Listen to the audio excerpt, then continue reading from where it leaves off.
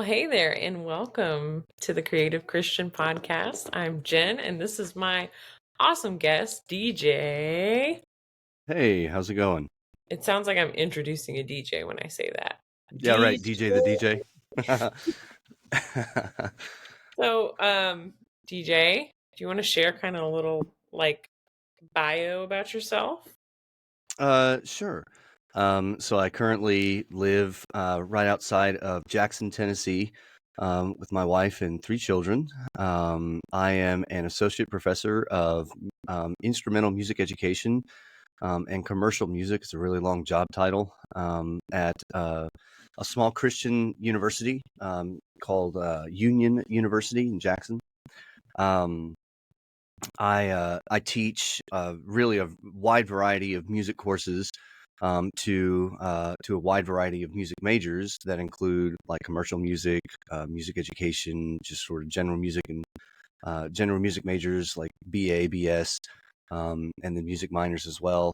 But by trade, so if I'm not teaching by trade, I'm a drummer, but I'm not like the punchline drummer. I'm not like I try to be a musician, but I can't really do it. That kind of a punchline thing. I do a lot of jazz, and like Latin funk type of thing. So, yeah. When you said punchline drummer, I thought you meant doo-doo. Yeah, like the joke. That's exactly right. Yes. Yeah. Yeah. So, I mean, there are musicians that listen to your show.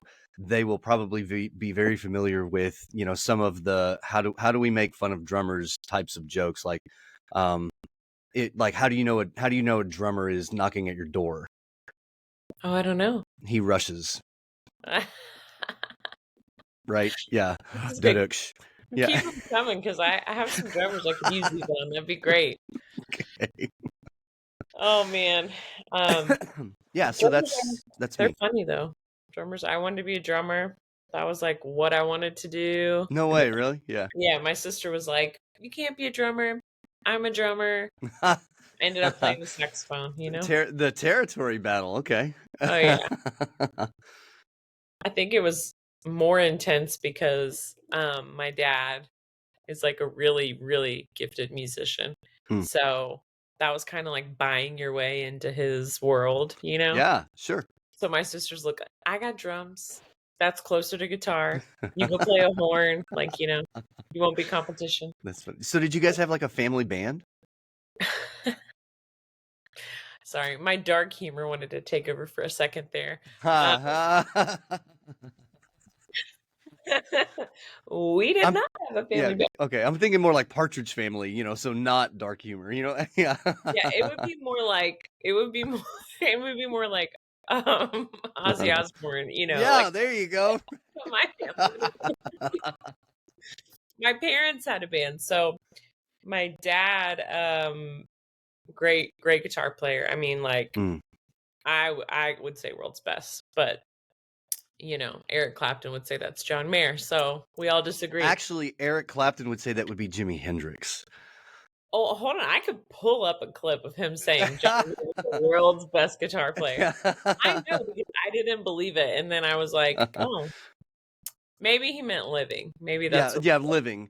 Yeah. So if you don't know that story, it's a fun one to go read. But Jimi Hendrix was visiting London, and I don't know how he found out, that Eric Clapton was just playing at this club. And Clapton brought Hendrix up just to kind of guest play right there in front of everybody. It was a bad decision on his part because Hendrix just showed him up. Yeah, it's a fun story to go read about. Yeah, So. I'll have to do that. Yeah. And then my mom is a singer, so I do both vocals and musician. Yeah. And my mom. Oh, thank you very much. I appreciate the fact. As an instrumentalist, you just made my day that you specified vocals and then the word musician. You put them in two categories, and I appreciated that. Thank you very much. Well, they are. Yeah, vocalists, and we have vocalists, and then we have musicians. I am down with that. I appreciate that. Yeah. Hey, I don't know why that touched a thing for you, but I'm glad it did. No, but there's this funny story. So I met my very best friend. We've been best friends for 20 years now. Oh, fun. And went to her birthday party. My mom drops me off. This is the first time her mom meets my mom. My mom is in a metallic halter top that is like, like a triangle shaped one. Uh-huh. Just got some strings holding it all together. Leather pants. Oh, Tells her, we'll be back pretty late because I have a show. Blah, blah, blah. right. Yeah. Yeah. That's my best friend's mom's. She's like, Oh my Jennifer, I'll goodness. never forget when your mother dropped you off. And she said, I always knew you'd be a lot. I knew you'd grow up and you'd be wild. And I was like, well, gee, I wonder why. Yeah, right. But here we are now, serving the Lord. So Yeah. praise God. Okay. That's enough about me. TJ, what Yes. are we going to talk about today? We had such a great initial conversation. I kind of took some questions out of it. Let's Yeah. see. I know one thing we talked about is like seeing evidence of God in our music, like Yeah. seeing evidence of creation. And so I don't know if you want to get on that. I know you got a lot to say Yeah, about. I'm sorry. I'm one of those talky guys. Yeah. I love it. Yeah. There's a lot of non-talking guys out there. So, well, let me do this. I guess, and since our conversation, and some of the lessons that I've had with students, one of the other things that I do here at Union is I teach private, private, private studio drum kit lessons, to students that either A, are majors in the area, so that's their primary instrument, or B, students, and we have this a lot, worship students, like commercial and worship students that have primary instruments elsewhere, but they want to learn really how to talk to a drummer on stage because, Mm. I mean, in very real ways, we are the weirdos, like we're the oddballs on the stage, and again, the punchline, let the jokes roll in. I'm used to it. But it like in the vein of being able to see evidence of creativity, being able to see evidence of God in creativity. The what I have seen the most in my experience, and I have to frame it from this particular stance because so with you being a horn player, and I don't know what your or I don't know if you still play or not, but I mean like, I don't know what your experience is in like an improvisational setting, but the drums specifically, on like more so than any other instrument on stage, the drums is an improvisatory instrument. Like I'm almost insulted if anybody ever puts music in front of me that has every single note I'm supposed to play, because that's not really the nature and the origin of how the drums came about. So just kind of framing it from that's how my perspective is. I tell my students a lot, and this is the part of performing music, whether it's on stage, whether it's in a on stage at church or a jazz combo or big band or something like that. I love being able to experience, as best as I can word it, someone's spirit, someone's personality, someone's soul. And I don't know if I want to go that deep, but through how, and the way I word it is through how they talk. And when I say how they talk, with you being a musician, you fully understand this, that your personality, the way that you hear music, the way that you experience music, the way that you, if it's a worship setting, the way that your spirit communes with the Holy Spirit, and the way that he communes with you is different than every other person on that stage. And really, if we're honest, it's not the same every week either.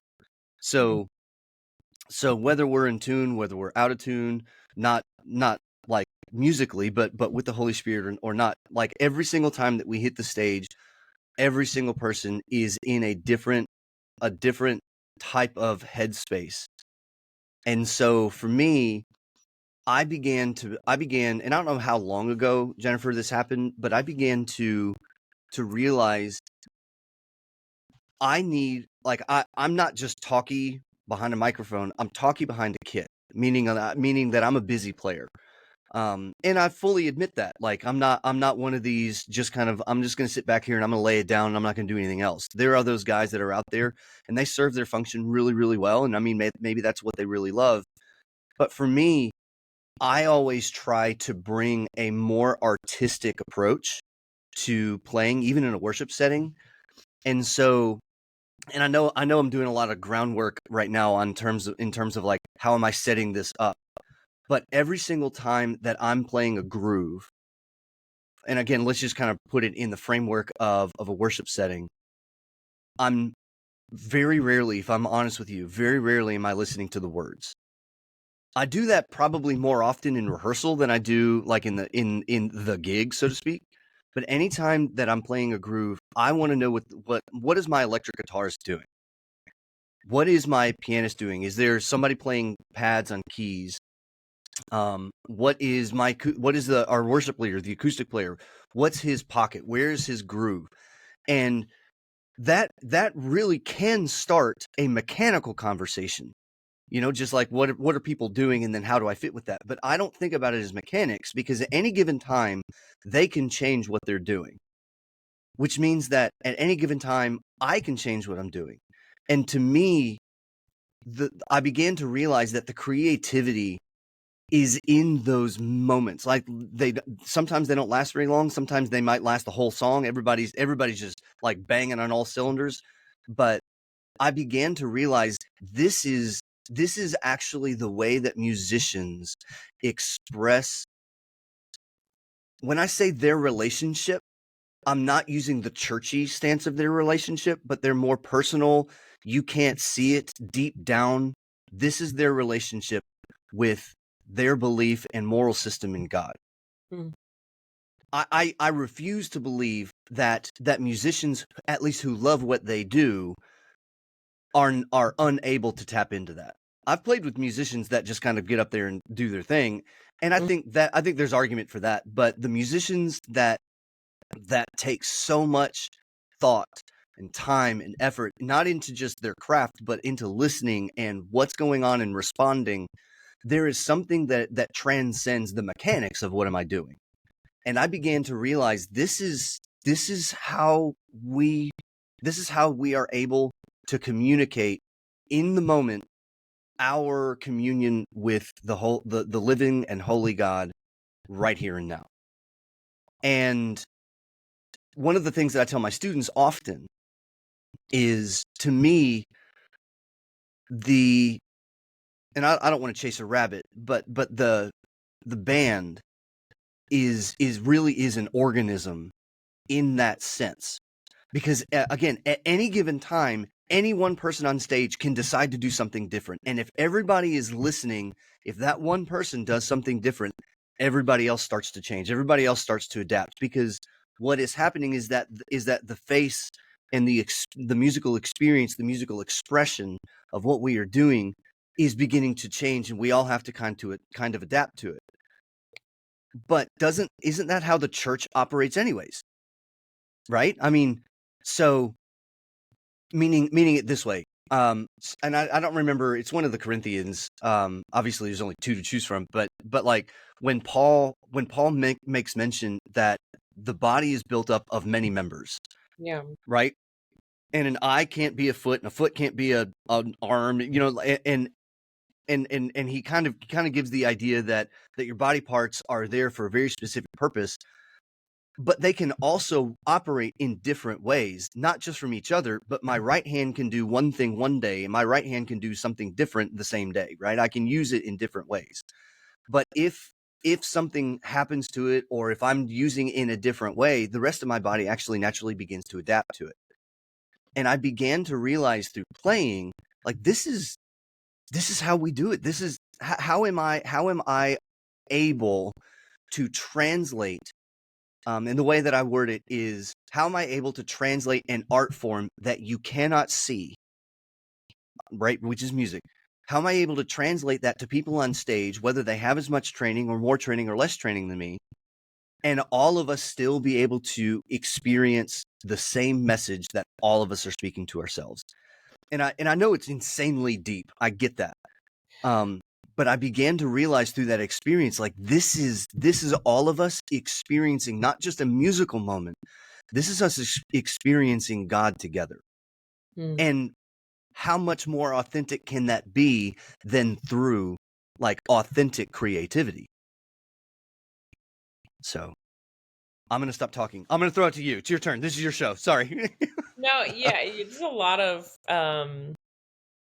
it's our show right now. It's okay. A lot of thoughts that come out of that, which will probably just steer the ship for a moment. But Yeah, go ahead.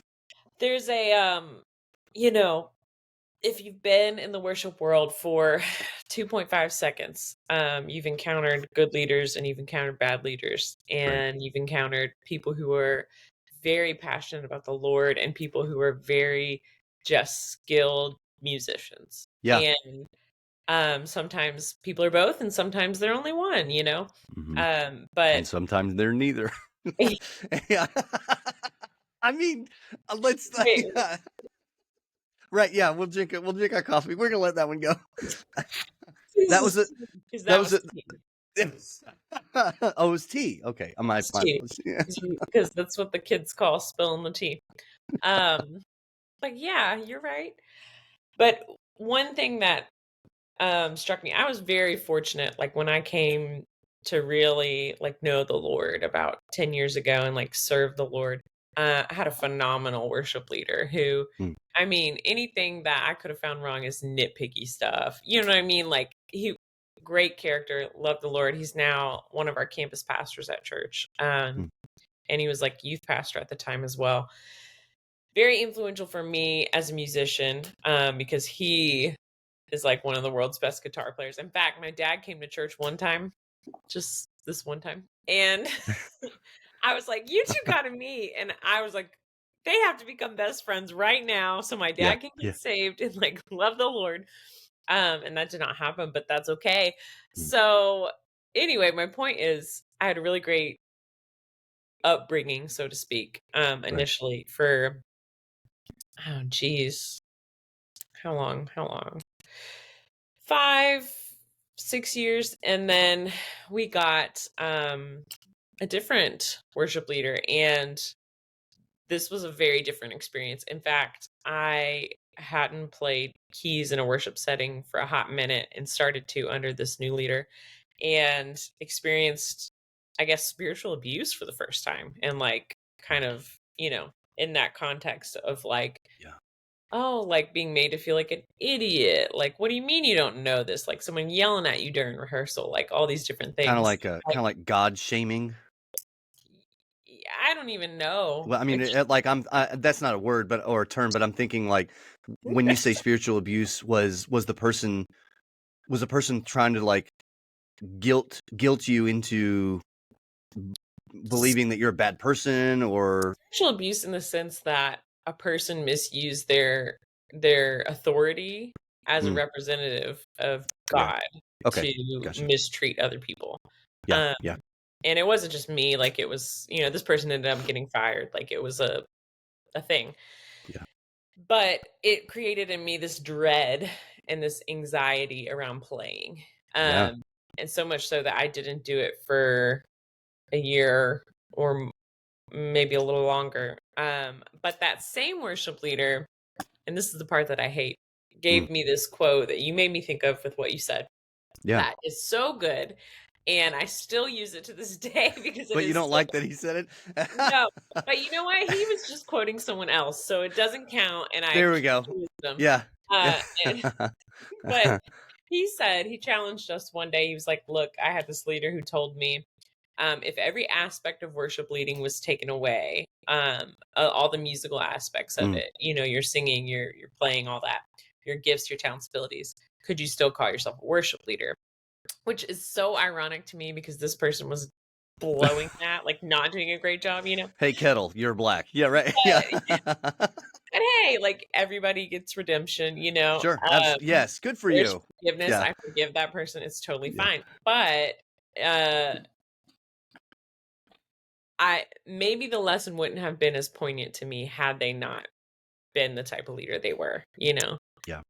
And so I think when it comes to worship and our musicianship and playing, like I just find that the Lord is so much more interested in the heart, so much more Yes. interested in the character, so much more interested in um how can you serve not only the Lord but the team that you're on or you're a part of. Right. And I loved what you shared about, listening. I think that's one of the biggest ways a musician can serve is listening to the Mhm. people that you're in. Because I've had some I've had some situations where I'm like, "What are you playing right now?" And I don't even know how to fit in with this, so I'm just Right. gonna play some chords. Yep. But That's when what you do as a musician is you just kind of put your head down and you don't look at anybody. You just think, well, I guess I'm just over here in my own little world, and when whatever's going on, when it clears up, I might get back into the groove. But yeah, I used to yeah, be that guy. I just want you to know. I had to go through um the the life of hard or the school of hard knocks sometimes is very unforgiving. yeah. Yeah, I think having a background in like jazz, like being in a jazz band, Mm, being in those kinds of settings, being in an actual concert band and all that, yeah, marching band, all that stuff, right. really helps really helps shape me to be able to blend well with others, to work as a part of a team, even if the instrument is different.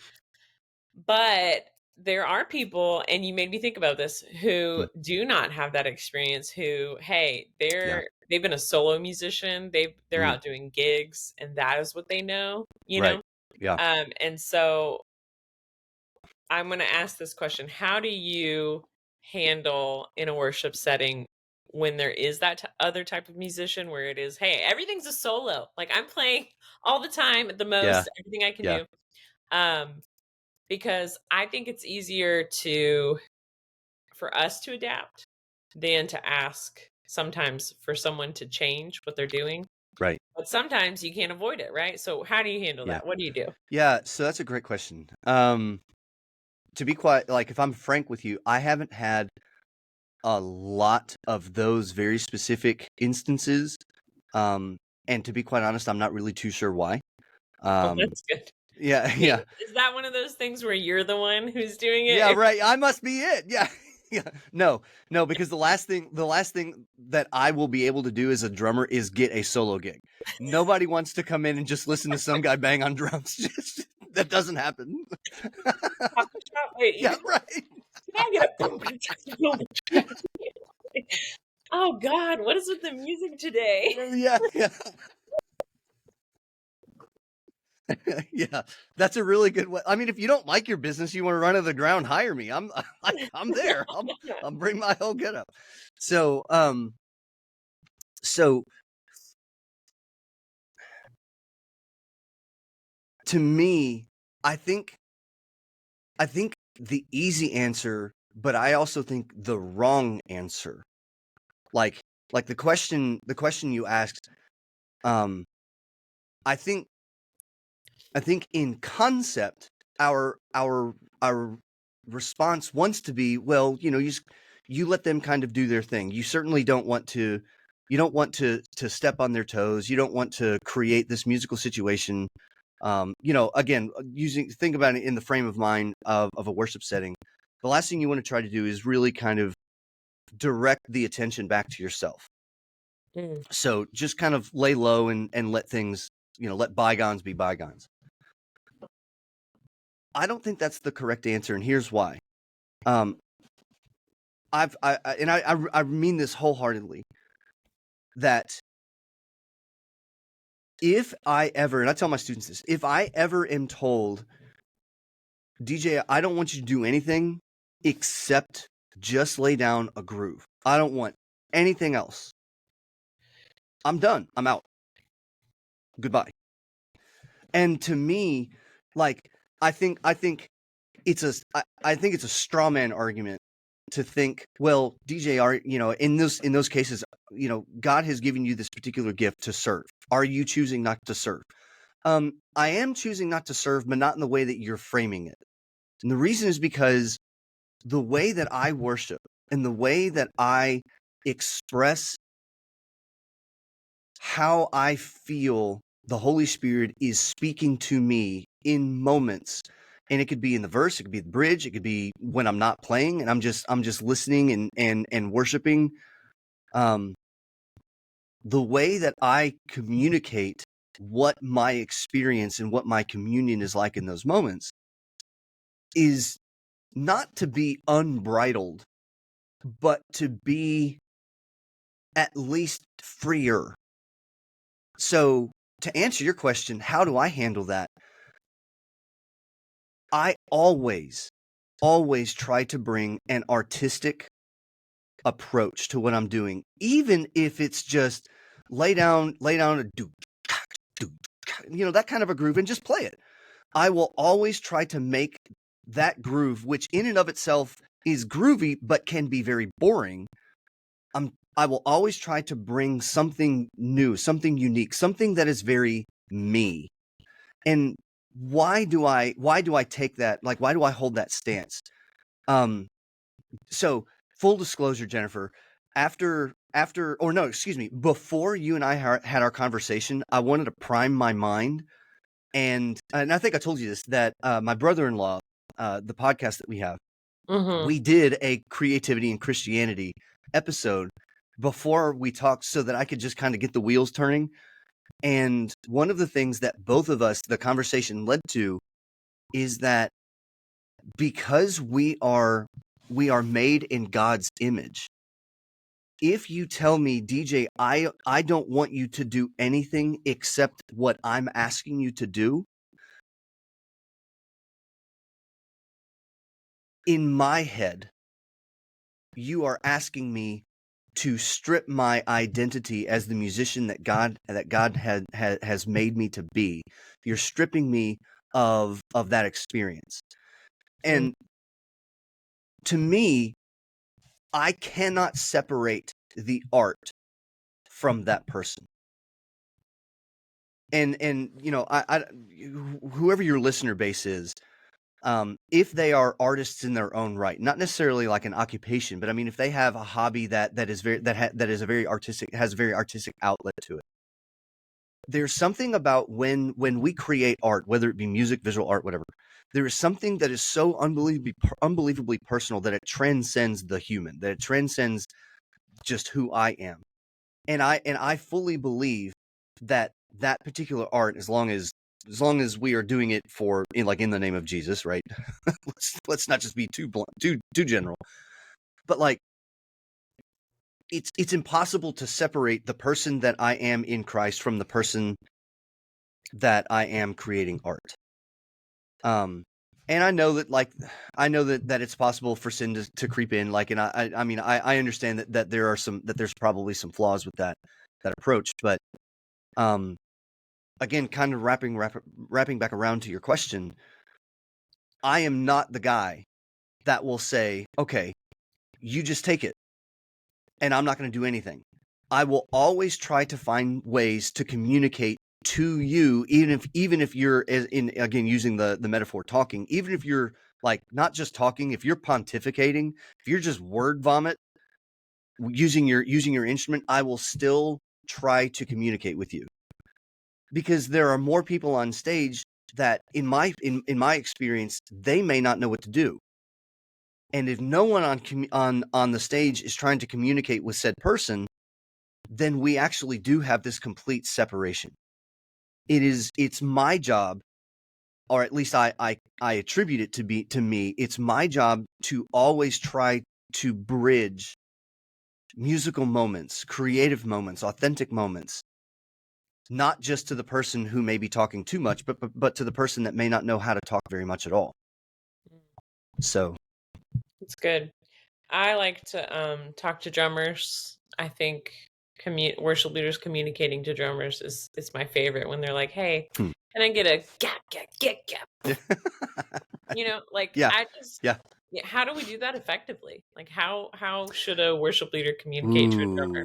Ooh, you're going there, Jennifer. So, the last thing that you need to do is actually tell a drummer how to do something. The way that I would encourage, and I tell this to my students all the time, the way you need to talk to a drummer is this way. Explain what you want without robbing them of their freedom to be an artist. So, the groove is too busy. Can you just simplify it? The groove is too simple. Can you make it a little busier? You're playing your snare drum a little too loud. Maybe add some more ghost notes. Can you lay off the hi-hats and add some more toms? As opposed to, I want you to play this groove this way. You know what I mean? Yeah. Now, I will say this, I just recently had, I played a gig where there was an artist who played with our symphony here in Jackson. She's a harpist, and she's got a fantastic album. She's very progressive in like as a harpist. Usually harpists are like uber traditional or just orchestral folks. But she wanted me to be as close to every hit on the record as possible. That to me is an exception to the rule. And the reason is, if you're a worship leader and you want that groove, you have to, there are two things that have to happen. Number one, you do have to in fact convey that to the drummer. But number two, you have to be very sensitive to the fact that you are not talking to the guy or the girl that laid down that track. Mm-hmm. And here's how I explain it often. It's not just lay down that track. You are not talking to the guy or the girl that laid down that track with that group on that album on that day at that time of day with that particular band. Because and this goes back to your listening thing. At any point in time, if we are all listening, if you change one element on stage, my sound changes. Or it's got to change. I have to be sensitive to everybody on stage. And so worship leaders don't need to run away with, well, I just want this. What do you mean you just want that? You can't say I just want that, because you're talking to a musician.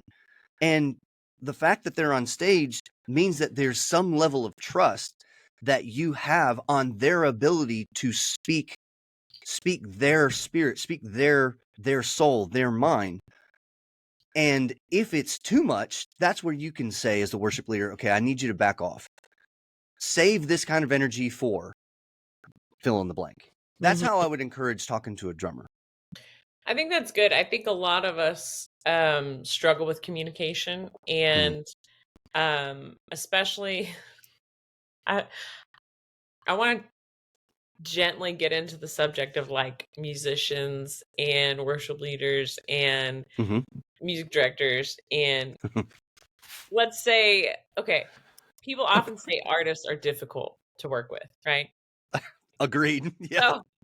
So very much so. I find a lot of the time musicians are saying that about worship leaders. Worship leaders are saying that about musicians, music directors are saying that about everybody. So, and I true. think it's everybody else's fault. Yeah, it's everybody's the problem. Thank you, Adam and Eve. Yeah.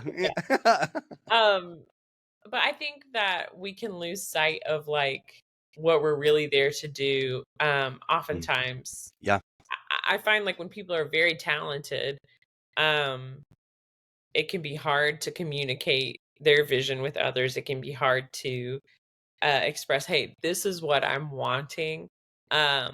Is it possible? Is it possible is hardly ever something I hear asked. It's more like, this is what we need to do. We need to do this, I heard someone say the other day, forget it. Y'all just don't understand y'all just can't understand what I'm asking. And it's like, you really missed an opportunity there. Like, just because you can't lead people there, or like you don't know what to say, you should never put that blame on somebody else, Yeah. And so that's a really good way to completely demoralize everybody. Yeah. Yeah. Super fun right. times. Yeah. Yay, Jesus! Thank you, God. Yeah. I'm really glad glad that we're too stupid to do what you're asking us. Maybe Yeah, right. maybe someone else could figure it out. Sorry. All right. Anyway, that's what I couldn't say in the moment that Yeah, I'm right. glad that I said now. So anyway, Right. but yeah, I think it's a lot of humility is necessary, hmm um, and that can be tough. Um, so the humility I have found to be very evident in a strong leader that is willing to let people explore. And if they have a musical idea that they can't get across, I think that's like, it's okay. If you've got this concept in your head, in your ear, that's very hard, or you're finding very hard to state. And can I, Jennifer, do I have your permission to like abandon music DJ and go educator DJ? Go full Okay. educator. Okay. So, I've got a PhD from the University of Mississippi, and that does not mean anything. Okay, that's not why I said that. But in my studies, and I actually used this tool in my dissertation. It's called a rehearsal frame, and that doesn't matter. I'm not even going to tell you what the rehearsal frame is. This is definitely not the forum for that. But there is a moment in a rehearsal process where if the person is an expert, they will understand a crossroad moment where one of two things happen. Either number one, like as the rehearsal has been going, I have been noticing that either A, my ensemble is slowly but surely getting better, or B, we're just spinning our wheels. And here's what I would say, to the humility thing, that if a person has a musical concept in their head that they're trying to explain, they can't get it out, that's okay. But what the experts in the classroom will do is when those moments happen and they realize, okay, we spent a lot of time on this and nothing good is getting done, abandon it and just move on. As opposed to, I will continue to berate you. And oftentimes, and again, Jennifer, this is what I tell my students. If your students will do what you tell them to do, Mm-hmm. your students will do what you tell them to do. And as a matter of fact, I would argue that in every area of life, that if you have a boss and you are an employee, yeah, you might go home and you might grind your teeth and you might just go punch the air because you don't like the person. But I mean, they're your boss. So you are going to do what you're told to do. But here's the thing. If you do not know what is being asked of you, Mm-hmm. then I can't accomplish this, right? And so the leaders that I have served under, and I'm just going to say it. This is not. It's just reality. I'm just going to say it and move on. The leaders that I have served under that I am more trained than, and I have more performance experience than, have not been haters, and I'm glad for that.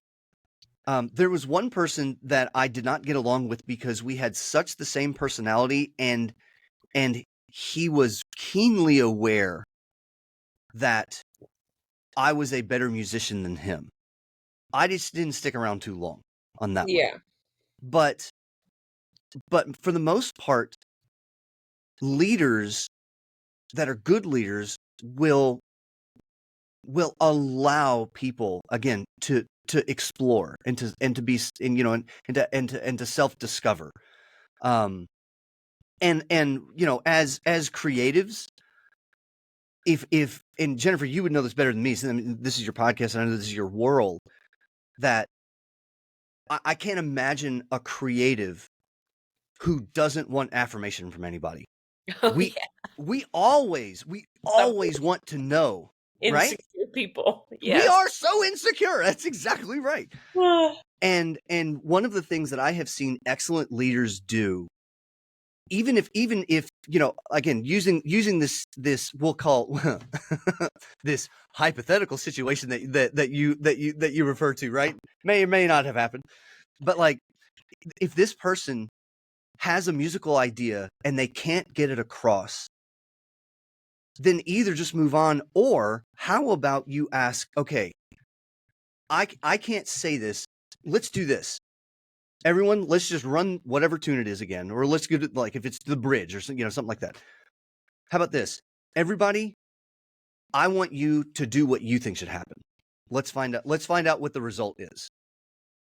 Because again, and I think this is something, and I didn't stumble across this until I was an adult. I was already teaching collegiately. Very famous jazz vibraphonist by the name of Bobby Hutcherson said this, that his number one, now this is I don't know about his spiritual background. He certainly was not speaking to a worship scenario, but his number one goal is to serve the music, period. Which means that if he's playing with a saxophonist and a pianist, he will play the vibes differently than if he's playing with a trumpet player, a trombonist, and a double bass player, right? So, and I've heard the exact same thing said about a drummer and his ride cymbal, and I completely agree to that. That if I'm playing with a guitarist, I have to make my ride cymbal sound different, not change the cymbal. I can do that, but what if I want to stay on the same cymbal? I have to make my cymbal sound different than if I'm playing with a pianist. And I'm not just talking about volume. The timbre, the quality of sound changes because the person is different. And so the music minister that has it in his or her head that I want this sound, I love this idea, right? Like if it's Maverick City Music, if it's Elevation Worship, if it's those, like those kind of the worship mongers right now. If this particular person has this sound that they love, I mean, that's fine, but you have to remember, it's not just the sound, it is that sound on that day with that group of people in that particular setting. You don't know how, and if it's a studio recording, you don't know how many takes it took to get that one. Mm-hmm. Right? And so like, I think the humility comes through acknowledging that every human being, and this goes back to Paul's talking about the body having different parts. Every single human being has a different role in God's kingdom. And that different role in the world of music is different because I mean, I don't travel the world. I don't play in front of 500,000 people or more a year. I don't. Well, then that means that I'm not doing it right. No, wrong. What I'm doing is I'm serving the people in my particular locale, and I get to make authentic musical moments with them, whether it sounds similar or not to the ones that are playing with Stevie Wonder or that are playing with Elevation Worship. Yeah. Yeah, that kind of brings me to the topic of and excuse me a moment. Look, I have to message somebody because we're kind of going. Oh yeah, I'm sorry. Like yeah, I'm like, cool. I'll just have to push them back a little. It brings me to the state of modern worship music, and we kind of touched on this in our initial conversation about where the church collectively, and I wouldn't necessarily be talking about Maverick City or Elevation or Bethel or whatever, but right. where is the church down the street at, right? Yeah, And yeah. so we've got those houses of worship that are out there kind of setting the tone as what we look at for worship music, right? Right. And then we've got people who are down the street at First Pres or First Baptist, and they're doing something different. They're Right. doing the old hymns. They're doing songs from 10 years ago. And so it's wild because one, worship's turned into an industry. It's commercialized, right? Our CCM music.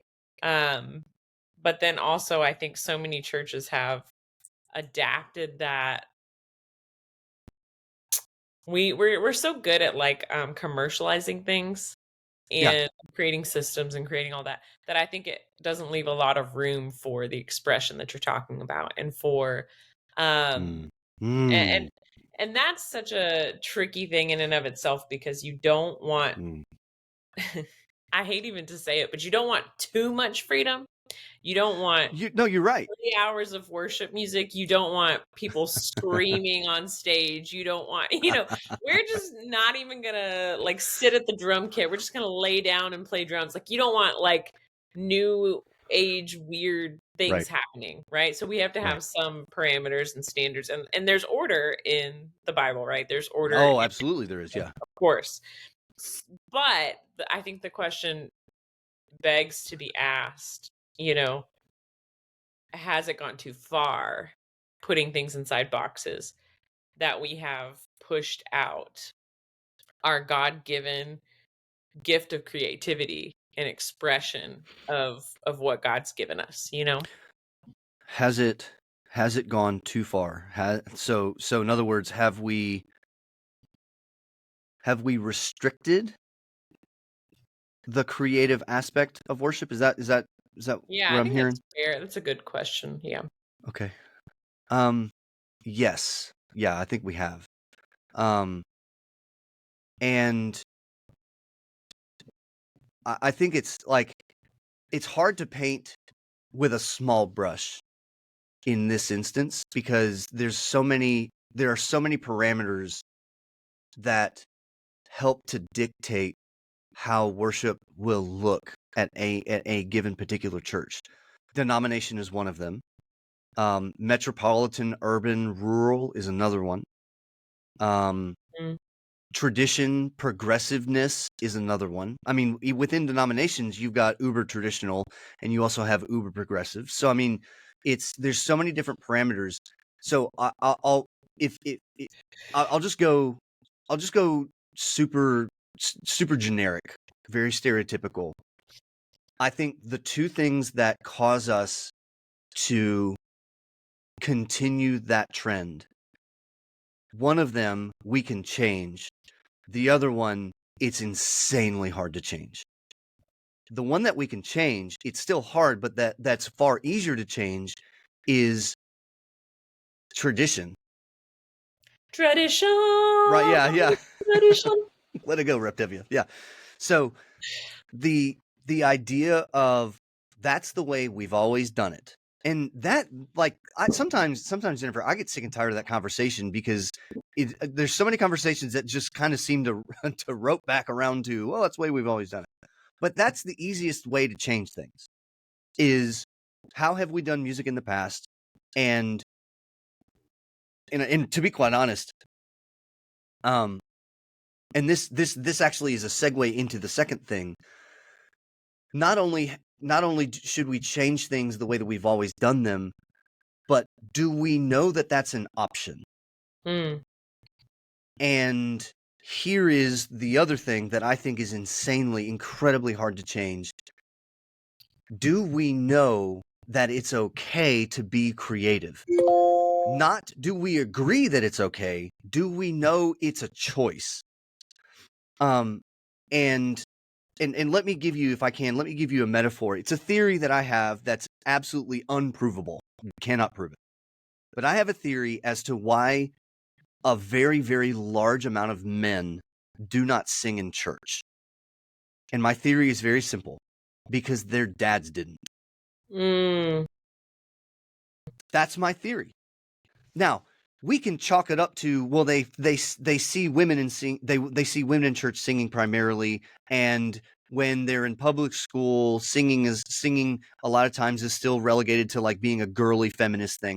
Okay, I think that there's credence to that, but when it all boils down, the family unit is one of the main areas of influence, and I firmly believe that a very large reason that lots of men do not sing in church is because their dads didn't. And so they Yeah. just grew up that we don't do that. Women do that.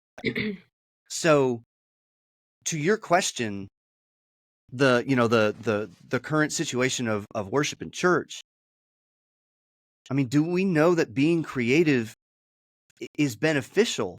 Do we know? And here's a big question. Do we even know how to create?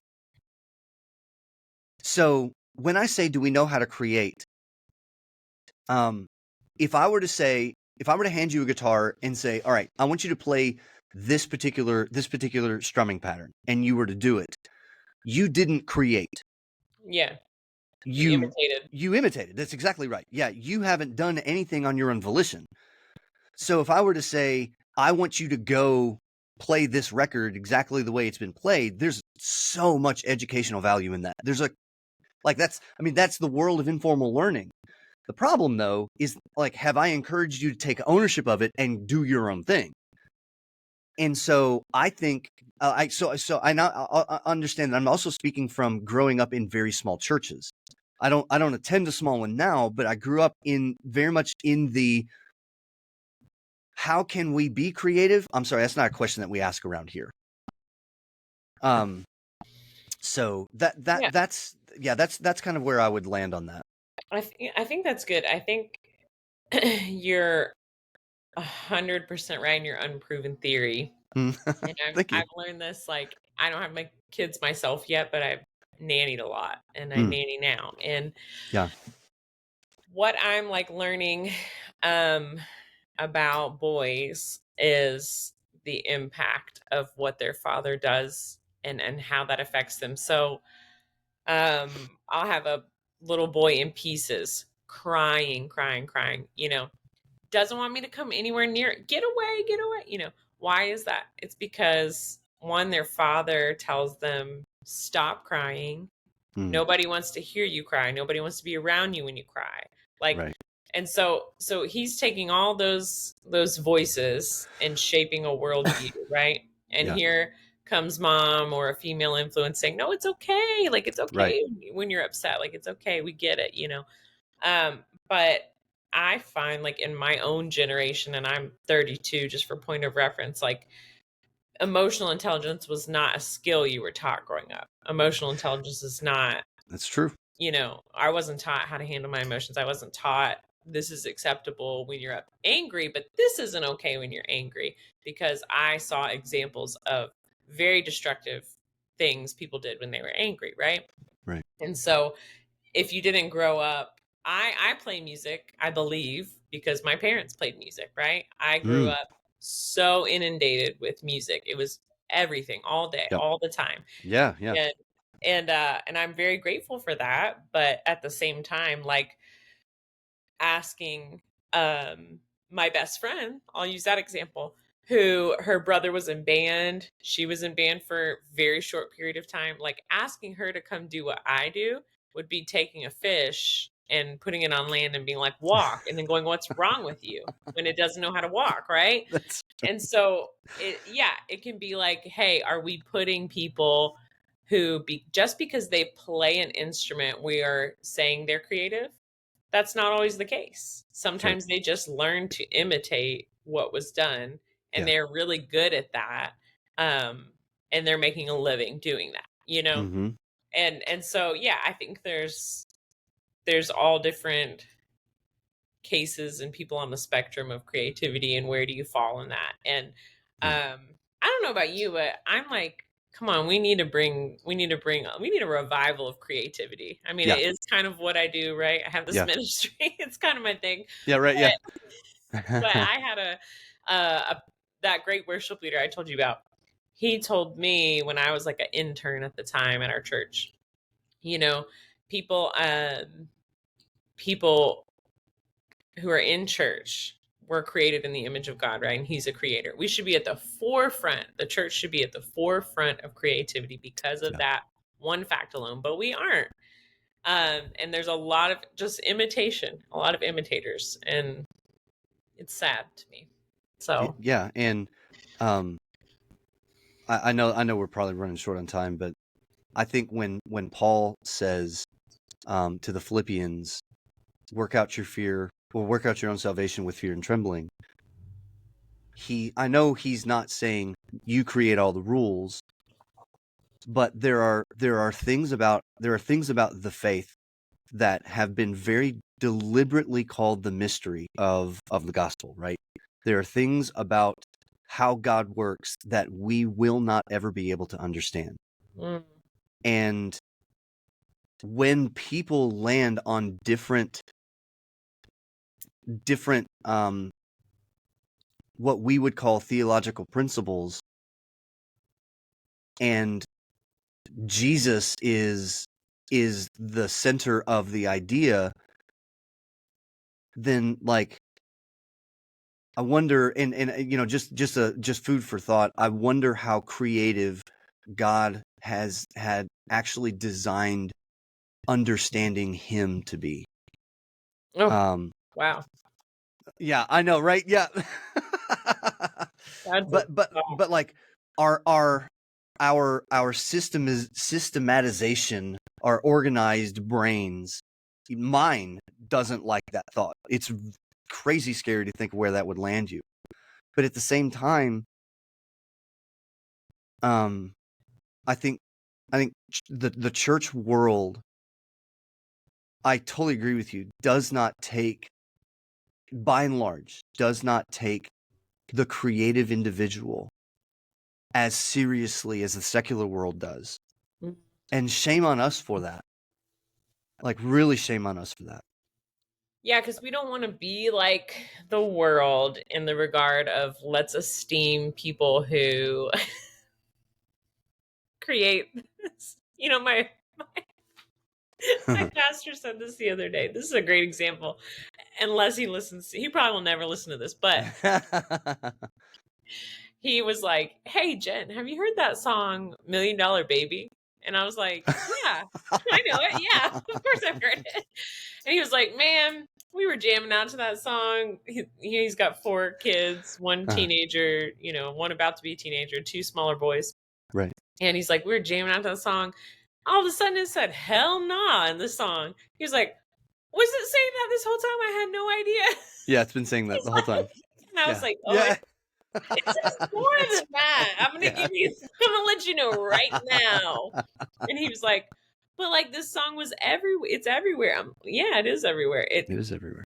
People, it gets like a 10-second clip on Instagram, and now it's blown up, and it's so popular, you know. But it's like we in the world. Yes, you're right. You know, I think we talked a little bit about celebrities and how people esteem that creativity, and but if you look at I gave you this example when we chatted, Sabrina Carpenter, because I was big into her. Like she had the song Espresso, think about me every night. Oh, it's like, oh, I love it. But her new album came out. I enjoyed her album before because it told a story. It was artistic, like that kind of stuff, you know, not always appropriate, but Right. you know, at least it was creative. This album is like someone, like she told someone, "Hey, I want to try to get a Grammy. So put some, here's some ideas. I'm putting them in a blender. Whatever comes out, we'll just put that on an album, you know?" And it's when you look at her, it's like, oh, I see Marilyn Monroe, I see Christina Aguilera, I see Britney Spears, I see a lot of things that have been done before. Right. And it's just wild to me how much young people are idolizing those individuals when it's like they're really not doing anything new. Yep. They're really not doing anything of substance, of anything, you know, they're not helping you. They're not Taylor Swift has never once, you know, helped you get through your math homework, or, you know, she wasn't there for you when all your friends called you bad words and spread rumors That's about right. you, you know. Yep. So it just baffles me, the worship of people, and then Jesus, like, Yeah. what? Well, What are you doing? so to that point, I would say go read the book of Hosea, because Ugh, that's yeah, us. That's yeah, what we do, you know? yeah. Thanks God so much for doing everything that you're doing. I'm going to go prostitute myself now to something else. Hey God, thank you so much for doing everything you're doing. I'm going to run away now. I mean, It's so true. yeah, that's definitely the human condition, unfortunately. And I don't know, to be quite honest, I don't know outside of what I'm doing and how I approach, you know, at least my mindset and conversations that I have. And I think that's really kind of the key to it. But to be quite honest, in a broad sense, I don't know how to combat bringing creativity to the church on like an extreme macro scale. Mhm. What I can tell you is that our church that we attend a First Baptist. My wife and I, our family, Oh we gosh, attend. I made that joke earlier. I'm Oh sorry. no, don't. Trust me, I'm not one of those guys. Okay, yeah, like I love making fun of Baptists. Really, I love it. It's totally okay. But our church is not the typical First Baptist. Normally, First Baptists are the hoity-toities, country club. Do you have your life together yet? Because if you don't, you may not fit in well. It's very much a lot of First Baptists kind of have that approach, whether they want it or not. But ours I have seen thinking outside the box. I have seen fruits of God's labor in our church in the last 3 years in a way that I haven't ever actually seen at a church that I've ever attended before. So, yeah, we're really very fortunate for that. Yeah, I love that. Well, we just hit the 1 hour mark. We did it. All right. Today we We did got it. through. Why don't you tell people, because I know you have a podcast, why don't you tell I do. people where they can find you and listen? Sure. So I'll tell you about the podcast because you can't really find me anywhere outside of Facebook because I'm a dinosaur when it comes to social media.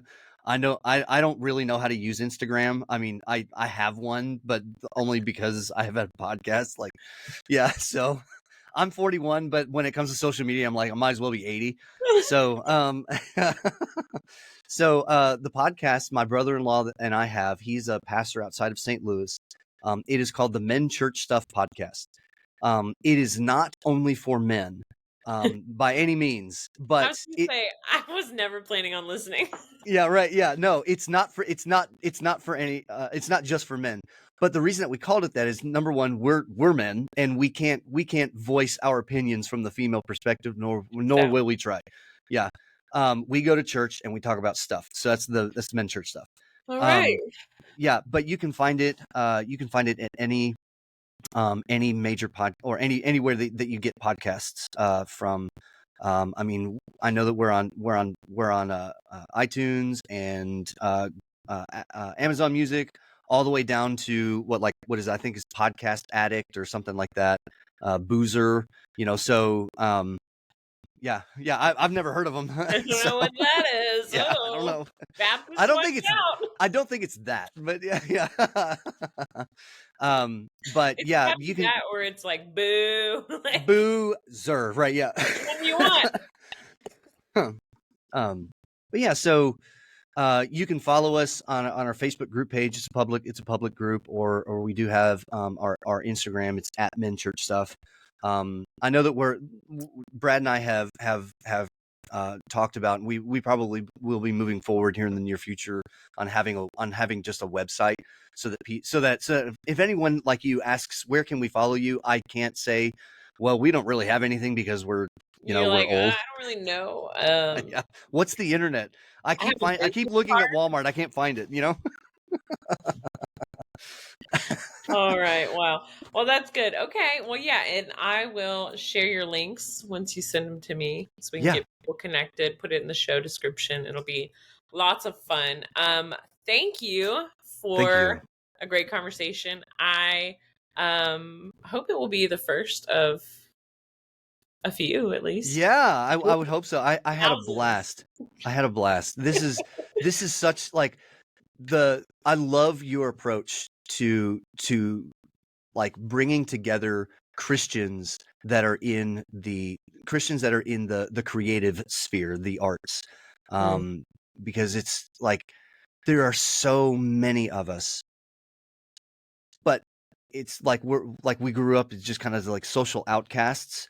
And so the fact that you've got this to represent, yeah, we do this, but we also believe in Jesus very authentically. I think it's a really cool thing. Well, thank you. I was going to ask you if you had one final word of Mm. advice for creative Christian musicians, what would it be? Yeah.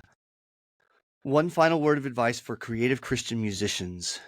Um, it is the way that it's the way of the world, is the way that we do things, to learn how to talk on our instruments by imitating everybody else. We can't get away from it.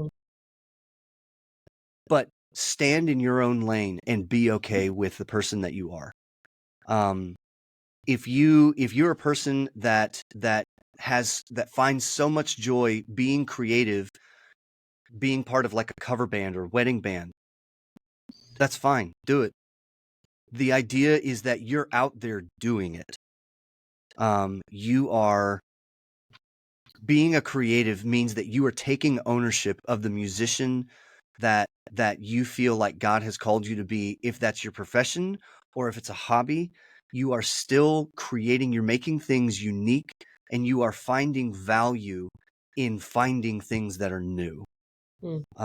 And finding things that are new that will not happen from somebody else because they're not you. And I would say just like keep plugging along and be confident in who you are through Christ. That's good. All right. Well, we did it. We did it. So long, folks. Keep creating. Bye-bye.